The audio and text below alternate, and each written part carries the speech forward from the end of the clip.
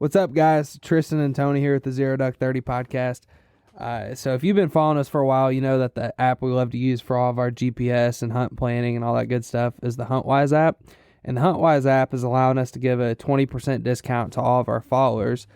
Tony, why don't you tell them about how they can find that discount and apply it? Yeah. So all you got to do is go to the App Store, download Huntwise, try it for free.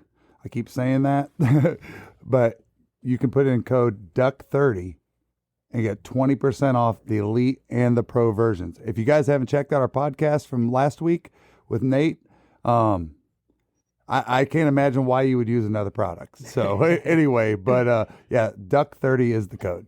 Heck yeah. So today we got on Kade Weatherford, the owner of Delta Thunder Outfitters. And if you guys have followed us for a while, you've seen our YouTube videos with Kade, and we've had some good times, to say the least.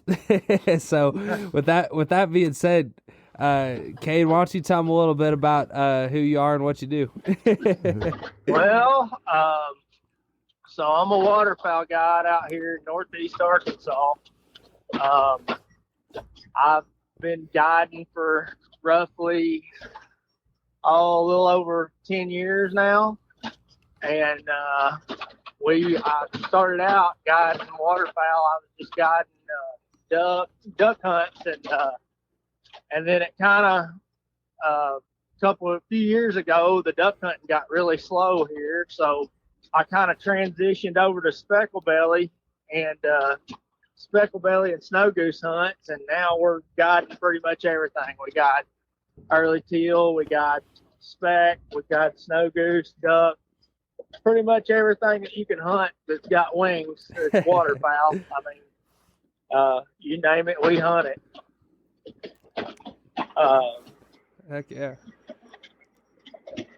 Yeah, and you guys have to forgive us. You know, Kade is busy, and he's out. He's actually in his tractor right now. So literally, yeah. I'm getting beat up actually currently at the moment. No, but that's all part of it.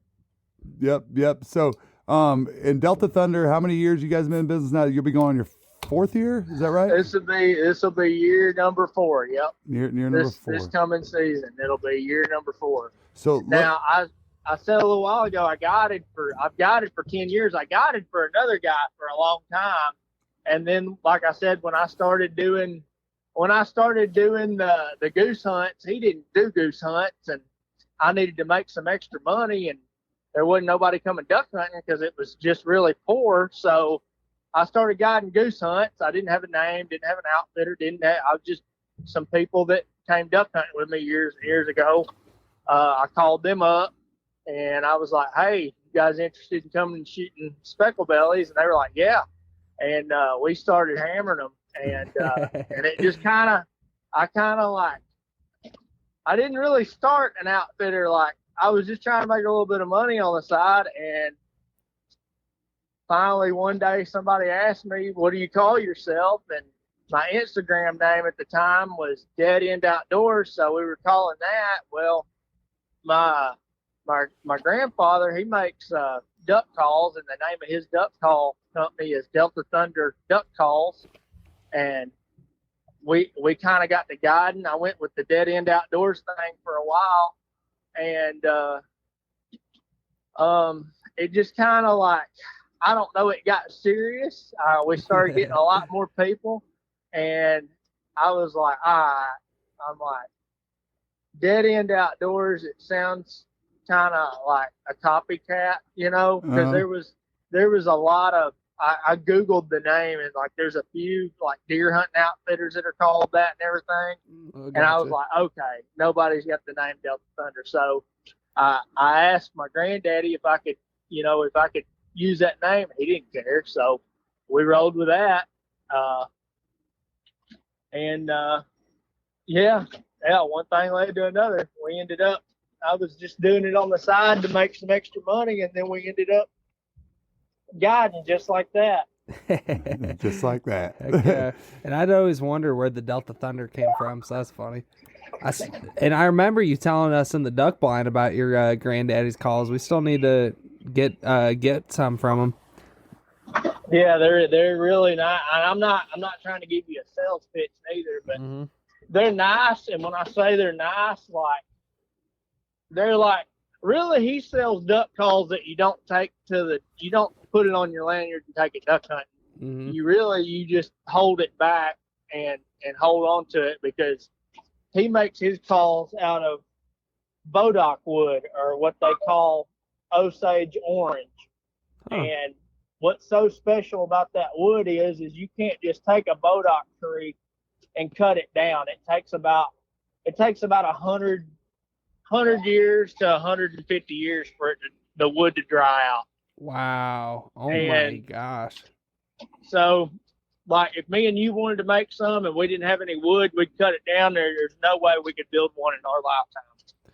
So how did he go about getting his hands on some of that wood? Like, did he think about this years ago? His granddad's 175 years old. Yeah, right.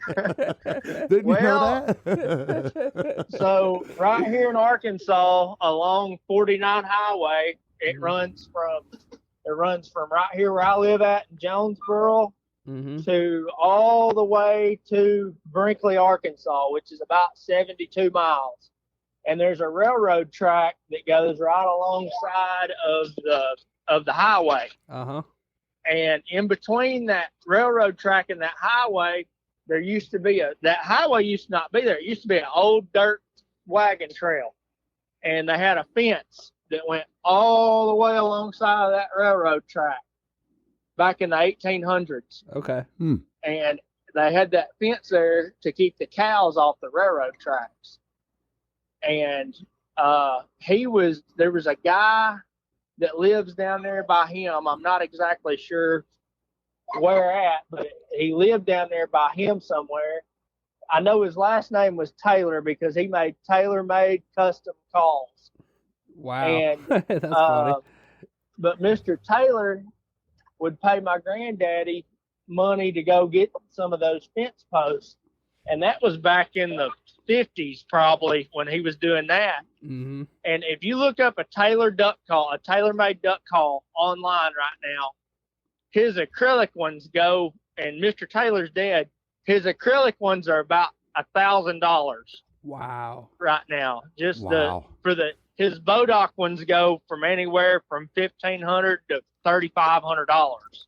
Wow. Now I was just gonna ask, has that company like lived on, or pretty much those calls were made? No, Mr. Taylor died, and that was it. I mean, okay. It's kind of like, back then, things weren't commercialized like they are right now. Like, you know how you got R&T, you got Echo, you got Duck Commander, you got all that Buck Gardner, you got all these brand names and stuff. Right. Well, back then it was kind of like, you know, people made duck calls. I mean, all kinds of people made duck calls, and they just sold them right out of their house, you know. Mm-hmm.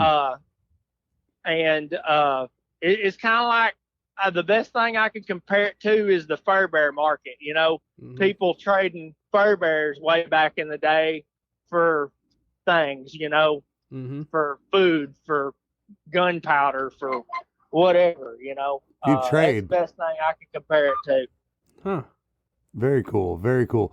So you've been in business now for 4 years. And so let's kind of roll in. And I think our viewers would like to know, you know, how did Zero Duck 30 and Delta Thunder Outfitters connect, you know, and y'all probably won't believe it, but I remember exactly how. Well, I do. I'm just saying it's a rather different experience. So, so here we were a couple years back, and we wanted to go hunt Arkansas.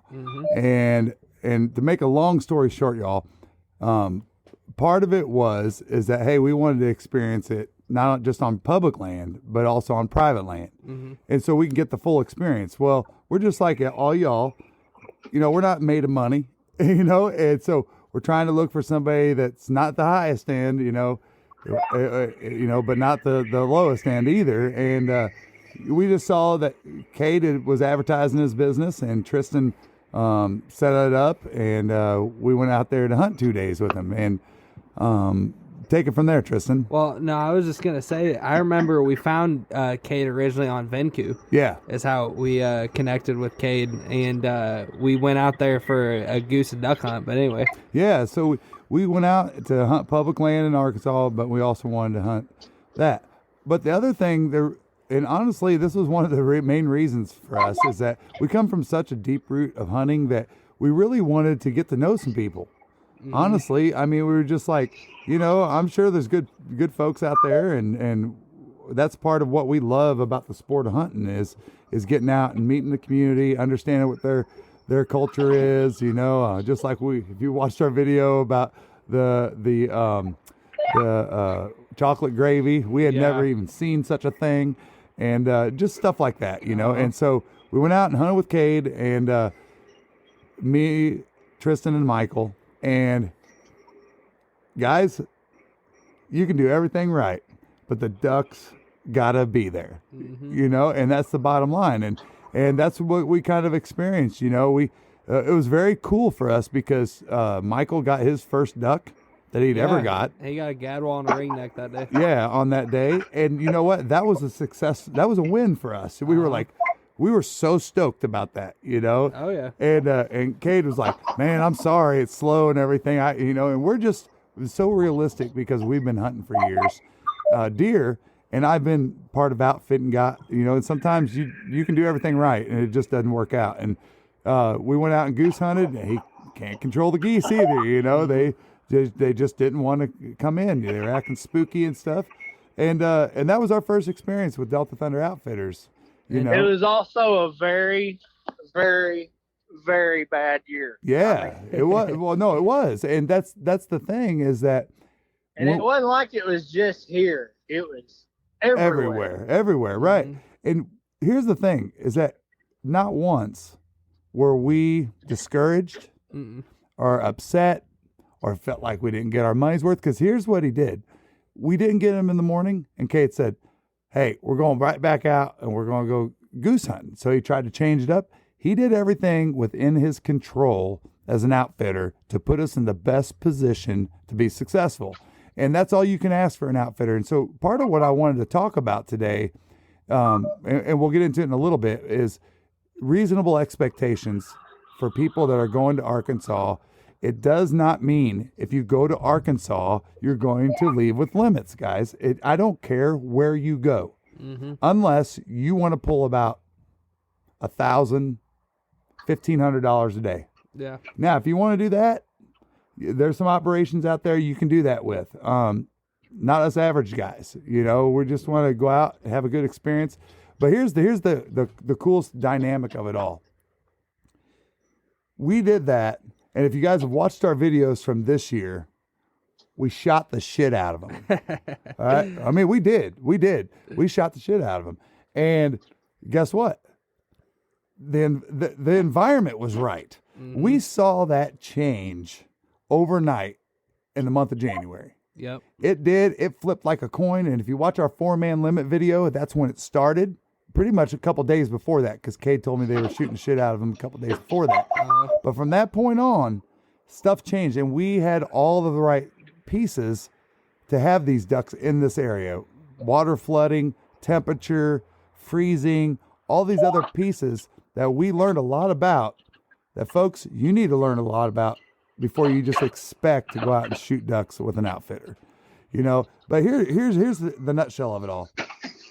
Even though we went out the first time and did not have a great experience with Kade, the friendship that we have is priceless. Oh yeah. It's priceless, man. And we could have went out all year this year and had a terrible hunt every time. But I'm going to tell you guys what, if you're around the three of us long enough, and I mean three of us, I'm talking about Kade on the phone too, we have a good time. We have a good time. And if you're in the blind with Kade, I guarantee you, you're going to laugh. And that's just... As long as you're not a stick in the mud. As long as you're not a stick in the mud. So anyway, I just wanted to kind of break into that a little bit and talk about our history and how we got connected, And if we would have been assholes and went out there, well, we didn't shoot our limits, we would have never had this great relationship that we have now. Sure. And I mean, we talk about getting together for deep sea fishing to whatever, and those kinds of relationships, folks, they're genuine and they're priceless. For sure. So make sure that you don't miss that part of your trip. Yeah. As well said.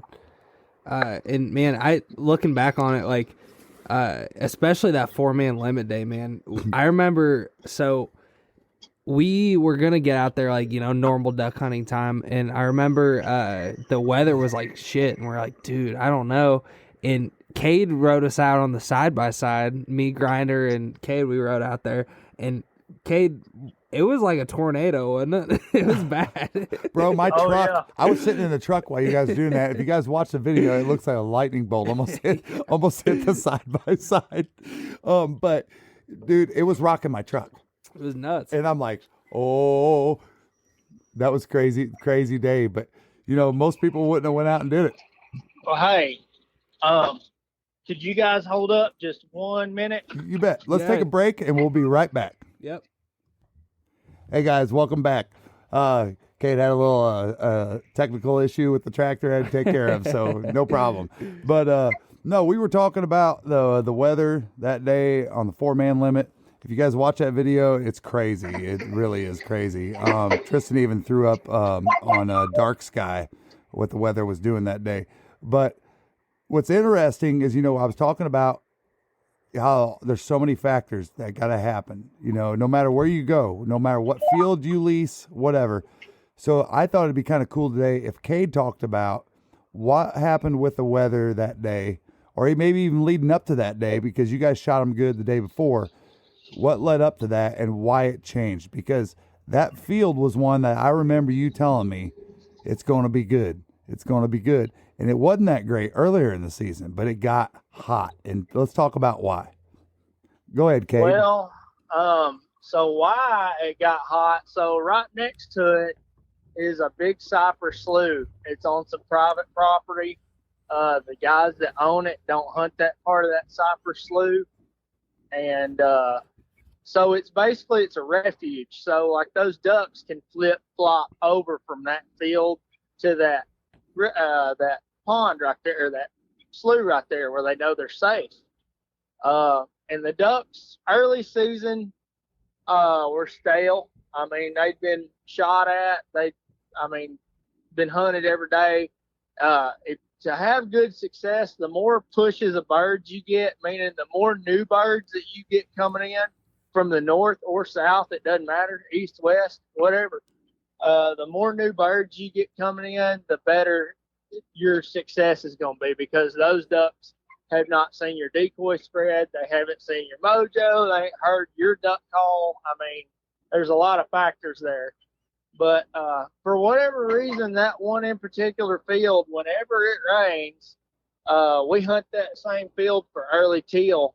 And even when early teal season's in, for whatever reason, when it rains, those ducks just become more active on that in particular field right there. And that's not a factor that you'd put in on just any field. It's just that in particular spot. I mean, every other duck field that I lease, we got 7 fields we lease. The other 6 of them, you could have a pretty day.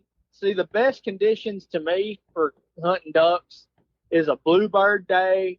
You got about a 10-mile-an-hour wind out of the north, and you just got a big cold front, sun shining. I mean, that right there is like the best day to kill migrating birds, for ducks, for snow geese, for whatever. And it's cold, and they're wanting to feed. That's what you're wanting. And even on days like that, you could go out to that pit and not kill nothing, and the next day it could be getting hotter and be overcasty and just nothing seems right. You go out there and slay them. And for whatever reason, that's just how a duck works. I mean, I tell people this all the time. You cannot predict a duck. I don't care who you are. You cannot predict a duck. You can make an assumption, and sometimes those assumptions are right, but you cannot predict a duck. Yeah, I believe that.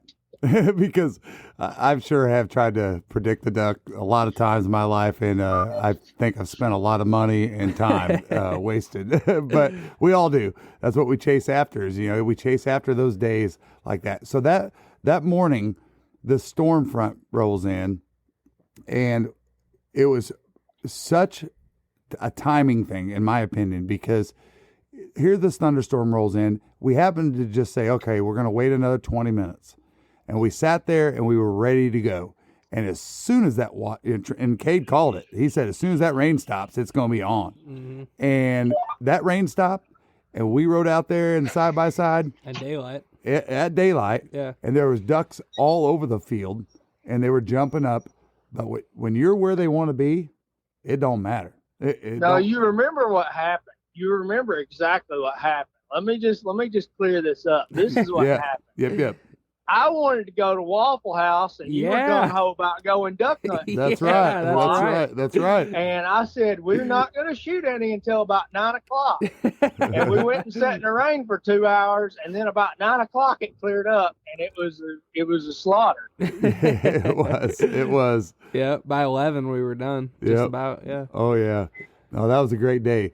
But Kade, one of the other things I want to talk about today, and this isn't specific to you, but it applies to you and every other outfitter out there, is, I see it happen all the time. Guys, if you're going out and you're going to an outfitter, they're working for you. They cannot control the ducks. They can't laser beam them in. Mm-hmm. You got a guide out there working for you. He deserves a tip. Period. Mm-hmm. Now, of course, you shoot some ducks. The more you shoot, the more gracious you're going to be with your money. Of course, that. But just remember that it's not like a restaurant, you guys. It's not like you can order a meal and you expect your steak to come out just like you ordered it. Right. That's not the way how duck hunting works. And honestly, I outfitted and guided for deer for years. It doesn't work that way either, unless you go in a closed fence place. But guys, I wanted to bring that up because I seen it firsthand this year. Even guys that got good hunts that don't tip your guys. A dime. Not a dime. Yeah. And you need to be approaching it. These guys work for a living, and I have yet to meet an outfitter that didn't have somebody traveling as a guide to come hunt with, to come guide for them. And so they've got expenses, and things to try to take care of. It's not like, somebody's trying to charge you extra. Right. You're paying for the effort of the person that's trying to help you have a good hunt. Yeah, you got to keep in mind, these guys are brushing in blinds. These guys are laying out decoys so you don't have to do a damn thing when you show up. They're filling up the side-by-sides with gas. They're getting the trailers on the truck. Breaking the ice. I mean, yeah, the list goes on, and it's you kind of sometimes it's easy to forget about those things, but I'm just saying, it's important to keep those at the front of your mind when, you're going with an outfitter, Absolutely.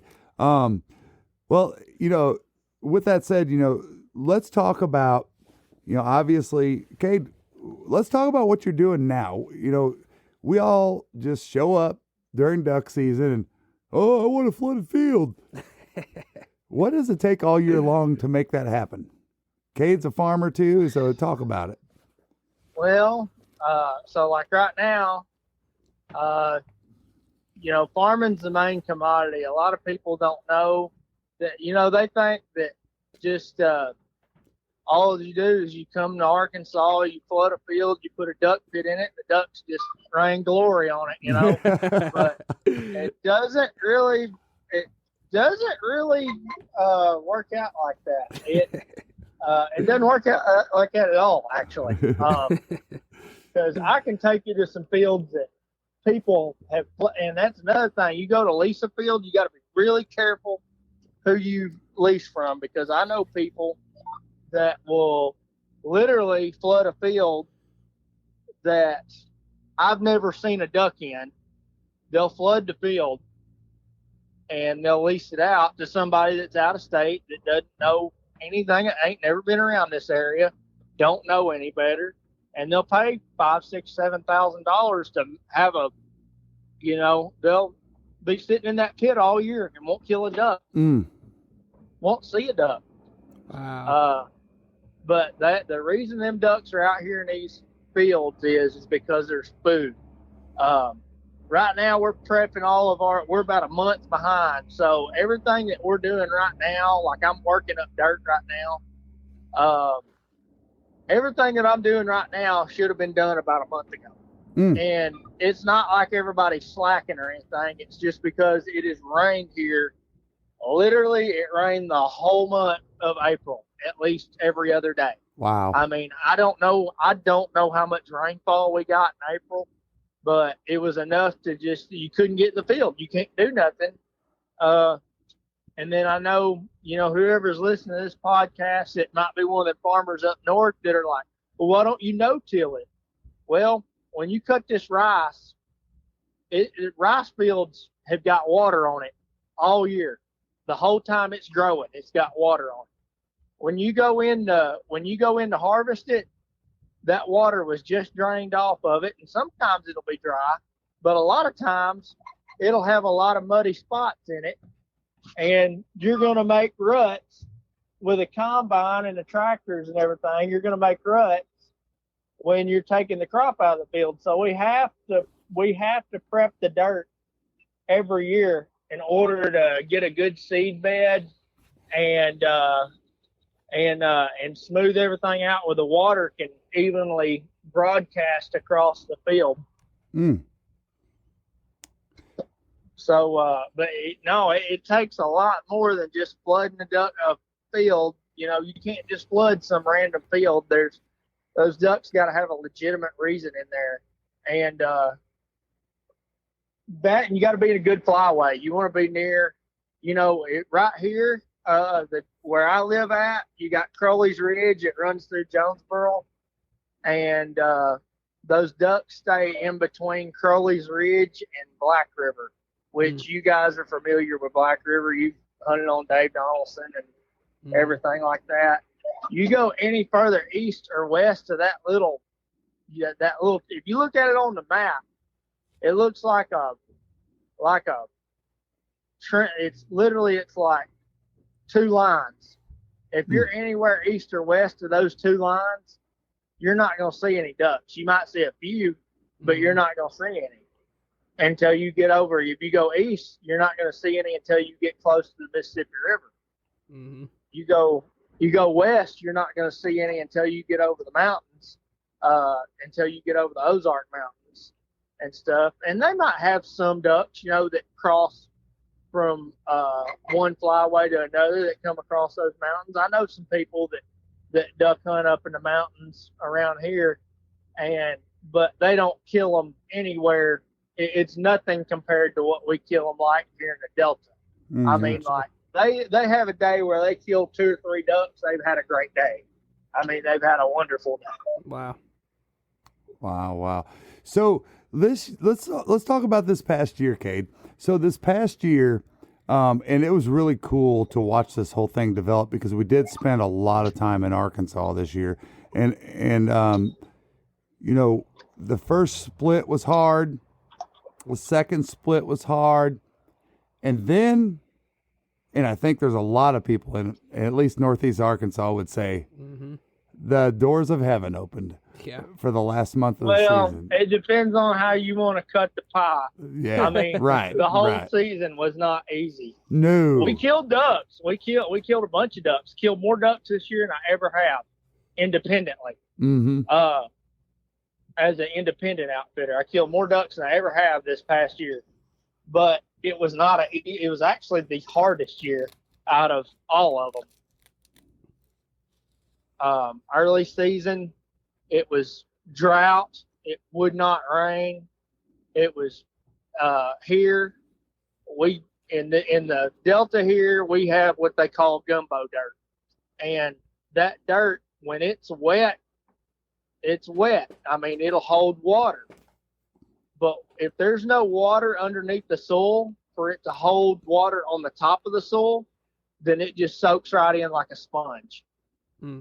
And it was dry, we pumped water on our duck fields, it'd hold water for maybe 2 days, and then it'd soak right back up. Well, then what you got to do is, and you guys know how expensive diesel is now. It wasn't as expensive, but it was still expensive. You got to put diesel in all the wells to pump water, and that's what we were having to do. We were having to pretty much pump diesel, all the time, because it would not hold water. You could pump. You're literally with the well, you're taking water from the ground and putting it on top of the ground. So it's just cycling right back. We'd pump it on top, and it'd soak right back through. Wow. And it would go to the bottom. So it was like that. Pretty much, it was like that. I had some fields that were mud. We couldn't even hunt them. Mm-hmm. I was canceling people, telling them not to come. And luckily, we got some fields that are just, it's really, really, really wet dirt. Even when it's in drought, those fields are muddy. And luckily, I had a couple fields that had that really heavy dirt in it, and it was holding water, and we were able to hunt. But that's another factor. You got to have Mother Nature working with you, and then you got to have the duck migration working with you. And at that time, in November and early December, I had neither one of them working for me. Yeah. We could not get a rain. And finally, right before Christmas, right before you guys came and filmed the 4-man hunt, we got a little bit of a rain, and it put some water in the ground, and then we were able to pump what water we were pumping on top of it, that it finally held, where it wouldn't soak in the dirt. Right. So then, we had water, but all the ducks that we had were just stale ducks. They were ducks that had been here since the first week of season, that had been shot at, that had seen everybody's decoys, knew where everybody was hunting.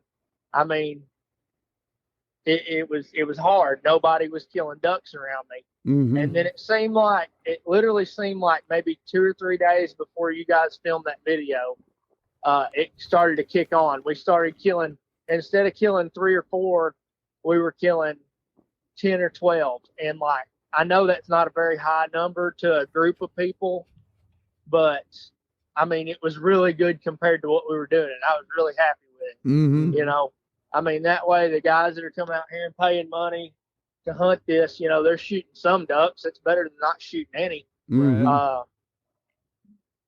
So we were killing a few, and then it went from 12 to 15 to 15 to 20.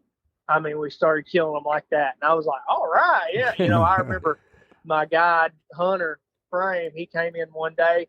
I asked him. He came in the lodge, and I asked him. I said, "Well, how'd you do?" He said, "We killed 22." I said, "Really?" He said, "Yeah, we killed 22." I said, "No way." He said, "I swear to you." And I went and looked at them guys out there that was hunting with him, and they were grinning ear to ear. Yeah, man, we killed them good. We got a gadwall, we got a mallard, we got a spoonbill, we got some teal. I'm like, great, guys. And I took their pictures and everything. And then the next day, you guys came. We went and hunted that same pit. I didn't have nobody hunting that day. We came and hunted that pit, and it turned. It just cranked up. And but I tell you, it can crank up fast, but it can also slow down immediately. Usually you can tell when you're starting to get a push. When you get that's how I could tell we were getting a push of birds. When we just had a little spike in numbers, and we killed a few more, and then we killed even more. I'm like, yeah, we're getting a good push. Now the heart of the push is getting there.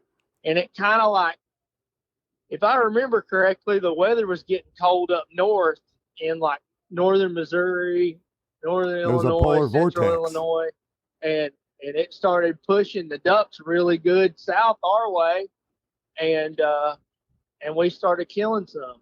But I tell you, the only thing that bothered me about that, and it still bothers me, is we got to push we shot ducks really good, but we still did not see the amount of birds that I've seen my whole life. Mm-hmm. I mean, I when you guys filmed that last hunt and we saw them ducks, I know you guys thought it was amazing. But yeah, when I was 10 or 12 years old, 13, 14, 15 even, that's how it was all the time.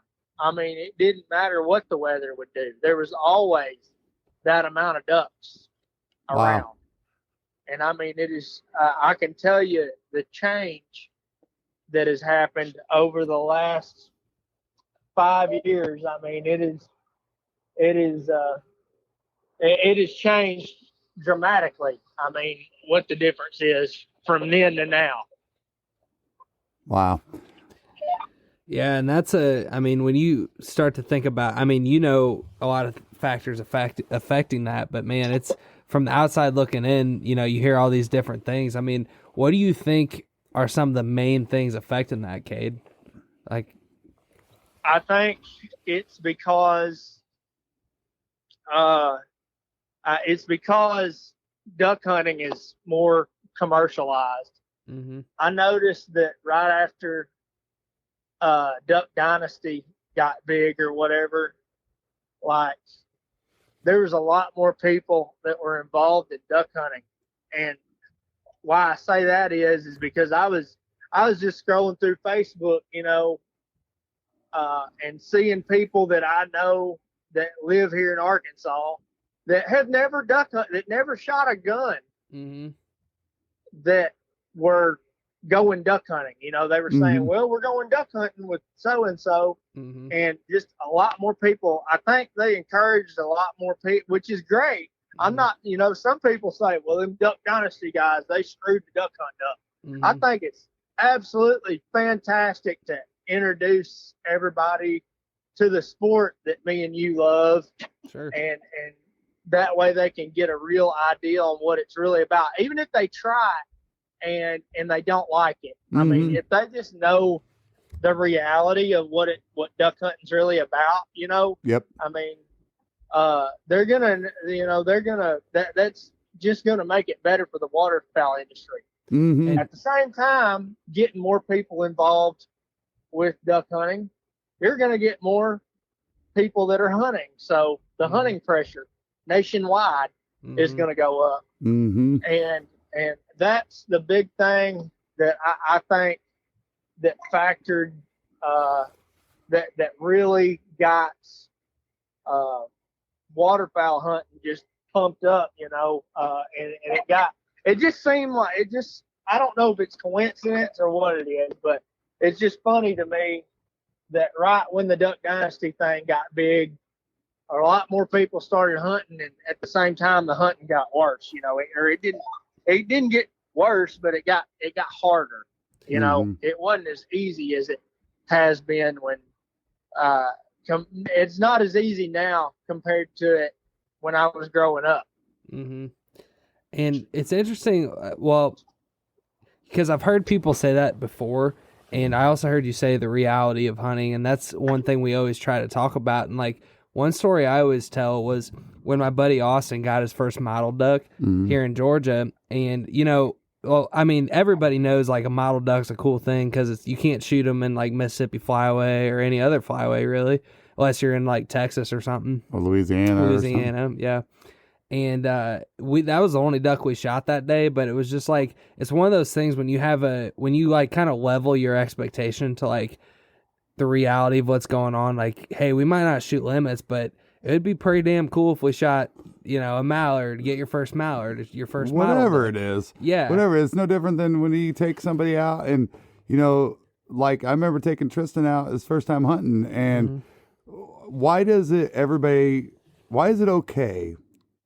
that everybody on Facebook or Instagram, social media, whatever, if a kid shoots a little spike buck, Yeah.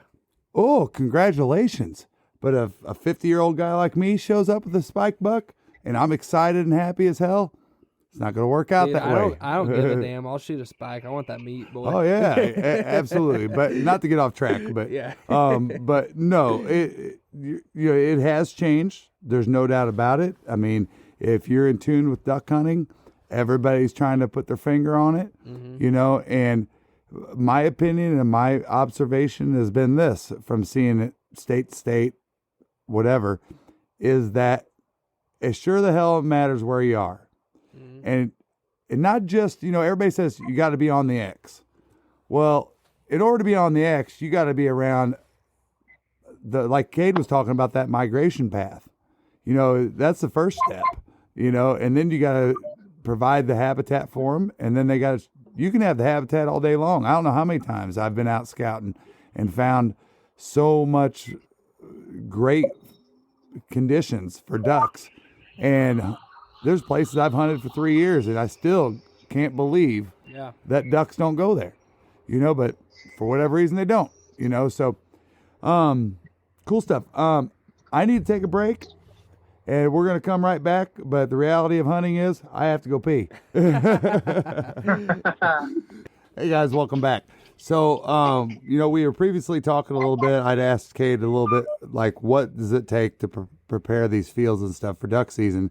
And while we were off camera, we were just talking about, it's really not about getting the fields ready for duck season. It's getting the fields ready to harvest. Yeah. And the duck migration obviously falls into that.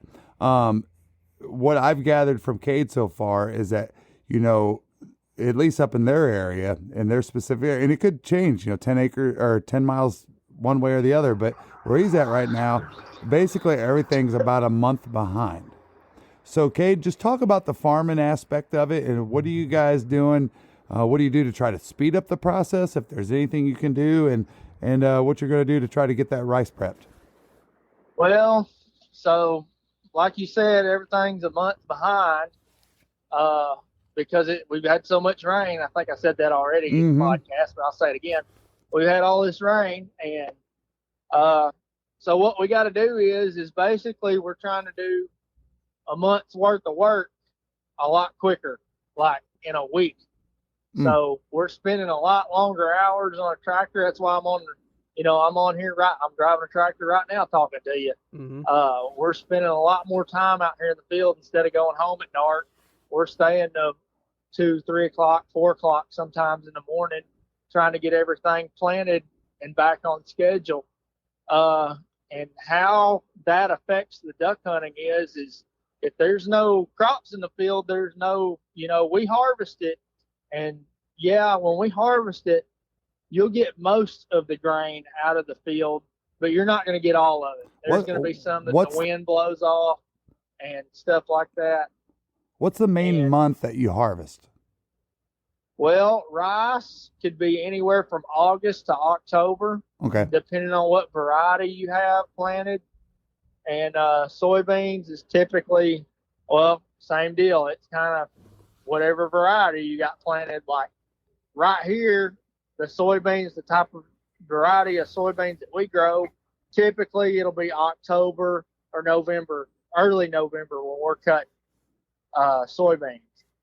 But if you go 45 minutes to the east of where I live right here, those guys will plant an earlier variety because they're in sandier dirt, and they'll be cutting them in September, and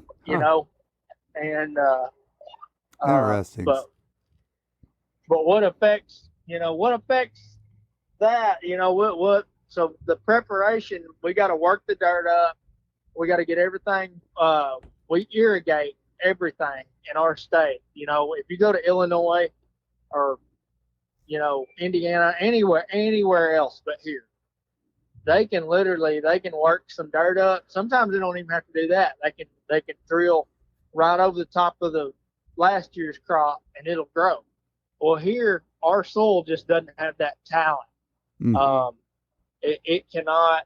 You can't just drill into the top of it, mainly because it's like concrete. When it's dry, it's like concrete, and you got to work it up and get it fluffy in order to get that seed in the ground.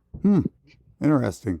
So we'll work it up and then we'll plant it, and then when it gets from 4 to 6 inches tall, we pull what we call levees. Some people call them dikes, but that's really not the term for them. They're called levees. We'll pull levees through the fields, and we'll use a system of levees to flood the rice. We'll turn the well on. The well will flood the water on top of the rice, and that rice will be in 2 to 3 to 4 inches of water the whole time it's growing until it's ready to harvest. When it's reached maturity and it's ready to come out of the field, we'll drain. We'll turn the well off.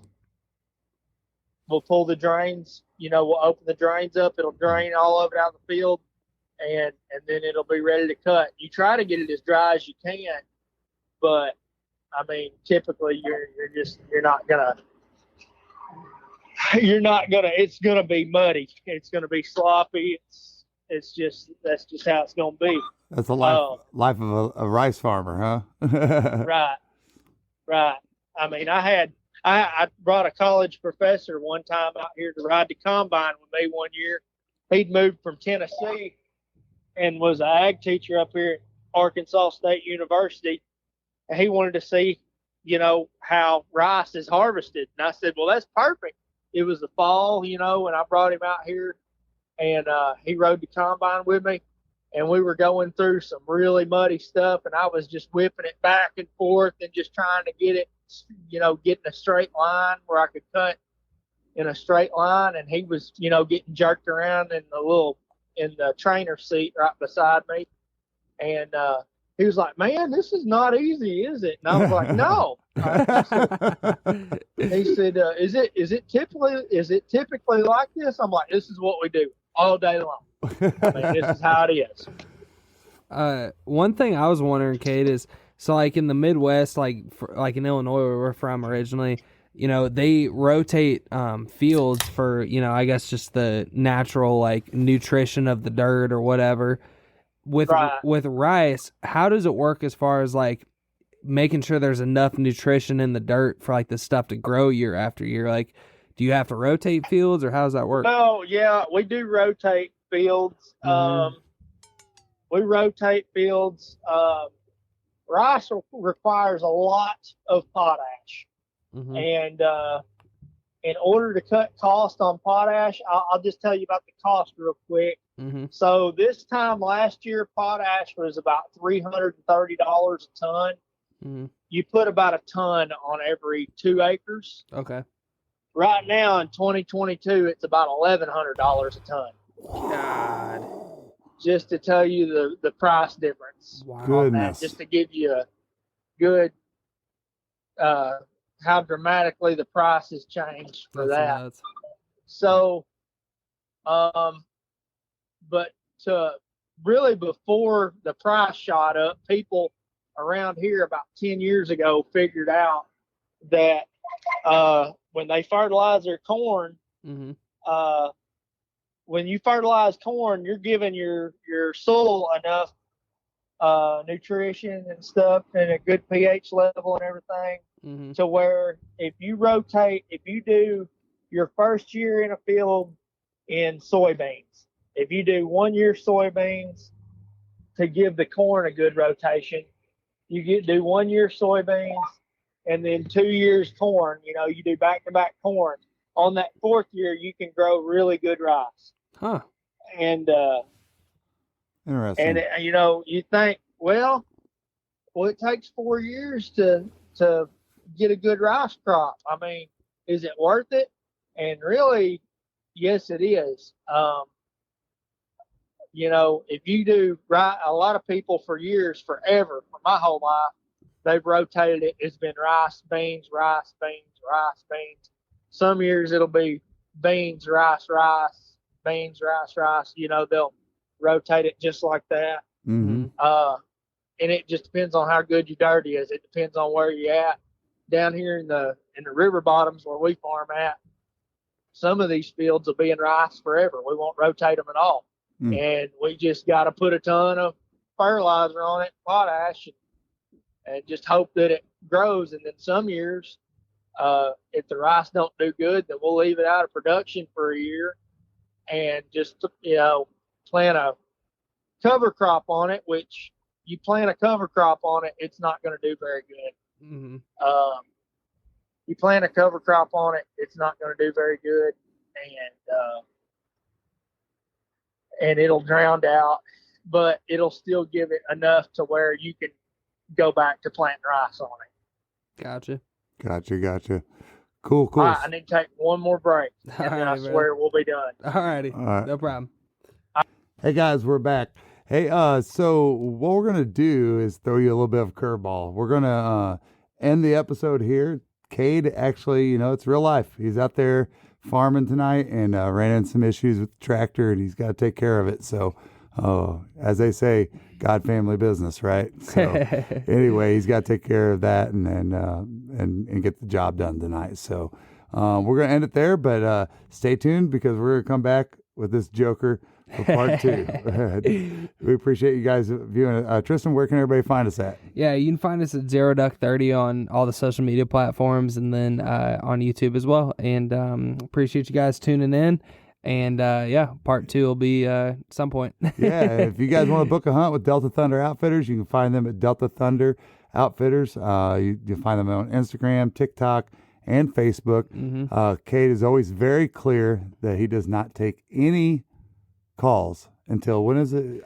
I want to say June 1st or July 1st. I don't know. Let's just go with July 1st since it's later. So anyway, but you guys definitely got to dial him up. Go check out the videos and you'll see what it's all about. Yeah, and I'll throw his number and contact information and all that in the description. So cool. Thanks for tuning in, guys. Thanks, guys.